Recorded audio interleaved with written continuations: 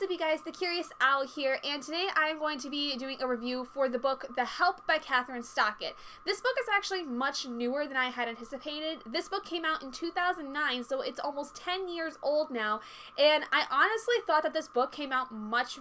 earlier than that. I don't know why exactly. This is what I would consider to be an adult historical fiction-esque book because it deals with a lot of the idea of the kinds of black rights that were done in the civil rights movement of the 1960s, specifically in this town of Jackson, Mississippi, where a lot of bad things happened during the 1960s in terms of the civil rights movement. This really goes into a lot of, the trials and tribulations of the African American women that were involved with the civil rights movement in terms of how they were treated as maids and housekeepers of white Christian families. And this focuses on several different characters, but the main three are two maids and a young white woman who has aspirations to be a writer. It is Jackson, Mississippi in 1962, and 22-year-old Skeeter Phelan has just basically gotten home from college, and she's realized that her maid Constantine is nowhere to be found, a woman that has been with her for her entire life, whom she loves very dearly. And with all of this, she starts to see a lot of the racist problems that are arising within Jackson in terms of the way that the help are being treated by their families that they work for, and she doesn't really seem to like it very much. Then there's the story of Abilene and Minnie, who both work for different households. Abilene has been with 18 different families, mostly raising children that are babies up to about 3 or 4 years old until she is able to move to a new place, as she tends to do much better with the younger children. The family she works for now, the Leafolds, she adores greatly the children specifically, but realizes the mother figure is not really present. She doesn't really care to take care of her own children, and that puts a huge strain on the relationship between her children and herself. But Abilene is really the one that starts to build a good relationship with the child, especially the daughter, May Mobley, who sees Abilene as her mother figure, as someone that she's able to look up to, which back then would have been really frowned upon and is expressed greatly throughout this novel. The second maid character, Minnie, is a woman who is known for her sass and for her mouth that she runs when she gets angry with the people she works with. She is bounced from home to home that she's worked for because of her temper and of her sassy mouth. That gets her into a lot of trouble also, as she gets fired from one of the most noteworthy women within Jackson, Mississippi, and starts to then work for a woman who is actually less than noteworthy. Pretty much everyone hates her for this undisclosed reason, and Minnie has really no idea what to expect when going to work for this woman. Abilene and Minnie have been friends for several years now, and when Skeeter kind of comes into the picture, there starts this real idea of creating something to change the minds of people of Jackson, Mississippi, and the way that they are treating the African American community, not just the women, but the men as well. This sparks the idea of creating a book of essays from the different maids throughout Jackson, who all tell stories about the families they've worked for, good and bad, and essentially compiling them into a book that is going to be hopefully spread to the entire country. But it's very unlikely, as at this time there is still a lot of fear that is spread around with the African American community and how they will be seen in the white community's eyes. There's a lot of fear driven up because of the possible harm that could be done to them because of recent events with KKK overrunnings and things of that nature. So that's a very long intro, but that essentially gets the big gist of what this story is about, as there is a lot that is incorporated within this because of the three different perspectives that are involved with the story and how they come together.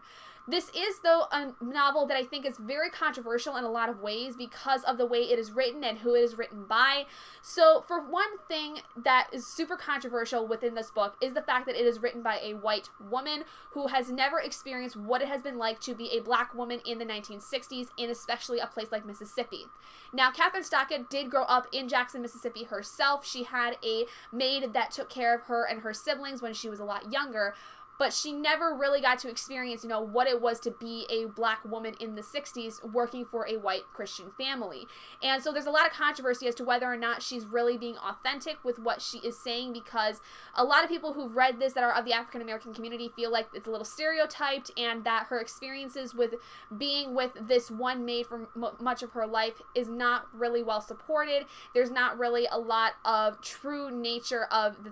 what went on in this time period, as a lot of things seem to be kind of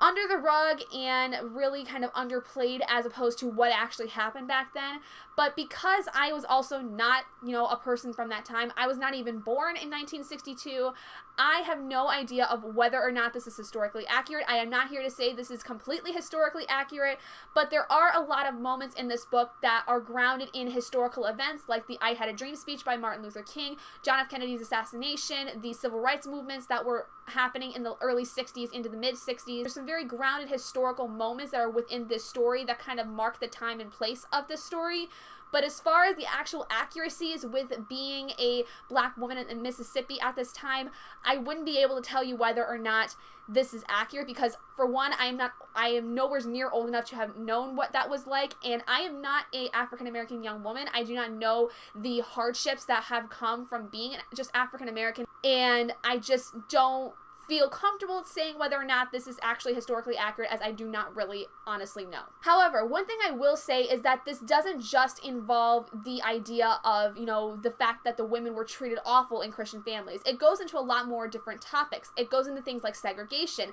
and the fact that the racist remarks and lies were spread very, very rapidly throughout town, and makes a huge deal as to how those things are spread around so easily. There is an entire incident where a young woman who is a white woman in this city starts to spread lies about the African American community, and makes it her mission to essentially get separate bathrooms made into houses so that the help have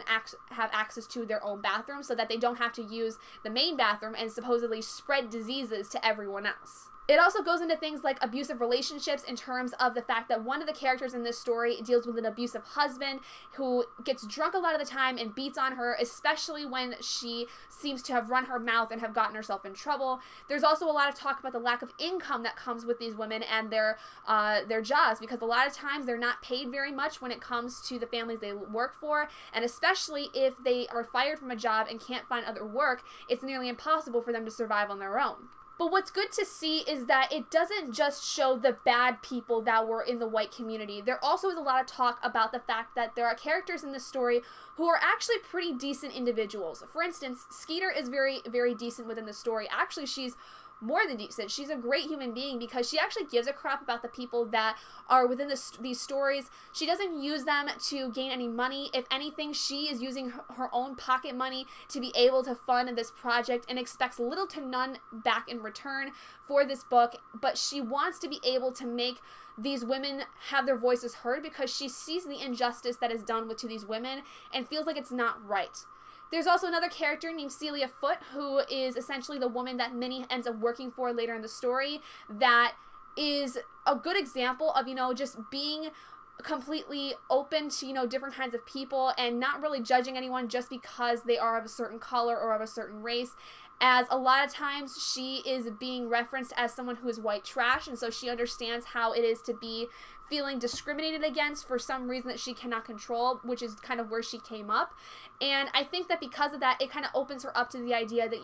the people that are, the help, they're actual people too, just like I am, and there is no reason for me to make their lives any harder than it already is, as they have to deal with really awful things day in and day out. The thing that I think it makes this book really hard to digest for a lot of people, and the biggest reason why it's controversial, is because in the author's note at the end of this book, Kathryn Stockett makes a mention that she wrote this as a way to try to understand how her housekeeper at that time had felt working for a white Christian family. And it is very, very risky to do something like that, and I don't believe that it is quite right for someone to do that as well, as she has no clear idea of what really went on in this woman's life. She has no idea of what it was like for her to grow up in this scenario. I just don't really think that it was appropriate for her to do that kind of a thing, because she's not the one that went through this thing. If this was a story that kind of played on actually learning about her own housekeeper's life and what happened then, I think that would have been a little bit different. If she actually went about things the way that Skeeter did in the book, I think it would have been a lot more impactful and made it a little bit more acceptable to a lot of readers. And I just feel like that kind of way that she went about it was not the smartest idea. Another really big thing that I noticed a lot of people talk about, and I really did agree with because it's something that I struggle with myself, is writing in African American vernacular dialect. This is something that is really, really hard to discuss because there's a lot of people that argue saying that it's okay to do this because it's the true voice of a person or a character that is of the African American community, but there's a lot of other people like myself who think that's not exactly how you should be writing voices because it can become very stereotypical very, very quickly, and it is hard to get your credibility back once you've done something like that and pissed off a lot of people. Now, like I said, I've struggled with this myself as I've been trying to write a story from a character who is of a different race than me, and this came up actually in my advanced fiction writing class that I had last semester, and I had asked for some advice from people because I didn't know what else I could really do to still give my character the kind of accent I wanted her to have. The best advice that I had gotten in that class was actually from my professor when discussing this kind of topic, and what he had told me, which I think actually works really well for this kind of a scenario, is to write your character's dialogue in plain standard English, but when appropriate, include some vernacular words or things that would be done in order to still showcase the true voice of this character, whether they are African American or Asian or of any kind of accent really that you would like to use that may be other than white Caucasian. So with that being said, I actually have a question for you guys that you can answer down in the comments below, and that is, if you are to write something that is not in your voice specifically, would you do the same? What would you do essentially to help yourself out with this situation? Would you actually write in that race that's different from your own, or would you stick to your own race? Would you do research? Would you find out ways to figure out how to write in this kind of dialect without going overboard? Research is actually something I would do. I would look at things linguistically and doing research with that, and I would also do sensitivity readings with people of color that are, of the kind of race I'm writing about, because I want to make sure that I'm not doing anything that seems stereotypical to them, and it kind of gives me an idea of what I need to do in order to be a better writer, to write of this race better, since I am not of that race. And I just think that being sensitive to the kind of things that you write about is important in general, and you just need to take the extra step to be able to do this effectively. Another thing that a lot of people had a problem with this book is that it had a huge focus on the character Skeeter, who is the white woman in this story. Now, granted, a lot of the story does come from her because this is about her working on this book with Aibileen and Minnie, but I think for what the book was supposed to kind of be about, it seems that this should have been more Aibileen and Minnie's story as opposed to Skeeter's. I think that, there wasn't a whole lot of Aibileen and Minnie until towards the end of the book. There was very little of Skeeter towards the last, I'd say, 150 pages of this book, and I think that if this had just been from Aibileen and Minnie's perspective, it would have been a lot more impactful for a lot of readers that were expecting this to be about, the civil rights movement and about African American women within this scenario. Moving aside from the controversial aspects of the story, I did truly enjoy this book for a lot of great reasons. One of them being that I had such a strong anger towards a lot of the main characters in the story because of the fact that they were so vile and evil throughout this story, and they were just so harmful for this African American community. For instance, characters like Haley Holbrook, who was Skeeter's best friend, who then turned to her enemy. I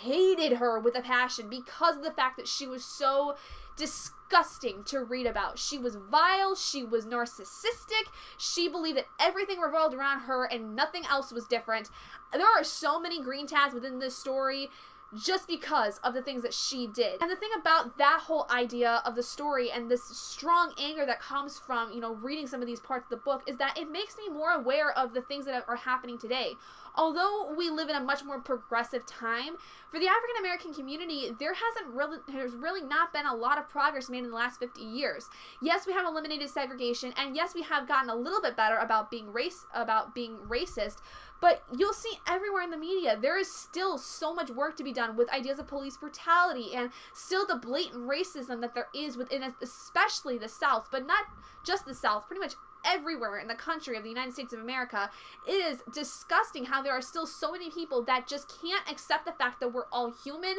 despite our race, our religion, our sexuality. It is still so disgusting, but this book made me so much more aware of the fact that this needs to be addressed and needs to still be looked at because things were happening almost the same 50 years prior. and we still haven't made much progress as of now. There is one character that I do think was really unnecessary, and that's the character of Stuart Whitworth. He is essentially the senator's son in this story and is trying to be set up with Skeeter throughout part of this novel, and it kind of works but kind of doesn't, and I just felt like his whole storyline was really unnecessary. It did round out Skeeter a little bit in terms of her romantic interests and, you know, what it was about herself and relationships that didn't work out so well. But overall, I just didn't think that he really fit the story. I think he was kind of just an unnecessary character that could have just been wiped out and the story would have been fine without him. So overall, I ended up giving The Help by Kathryn Stockett a 4 out of 5 stars. I truly enjoyed it for a lot of reasons, but again, like I said, there is a lot about this story that is super controversial that needs to be looked at more, I think, in the future for other books like this, because there's a lot of things that are very problematic that I recognize, I understand. My final comment that I would like to make is another question for you guys, if you'd like to answer it down in the comments below. If you are of the African American community and you have read The Help yourselves, please let me know what you guys thought down in the comments below, because I would love to hear your guys' opinions on it and what you think about it. Did you think it to be incredibly stereotyped, or did you find it to have, you know, some good parts to it? Curious to know, because I would like to be able to know as a writer what to look for in my own writing later on, and I would also like to know as a reader what to be more aware of as I'm reading more material about people of color and those of different races other than my own. So thank you guys so much for joining me in this video. If you guys did enjoy it, please do give it a big thumbs up, and if you're not already and you'd like to be, hit that button down below and subscribe to become an owlet in our flock, and I will see all of you guys in my next video. Bye guys!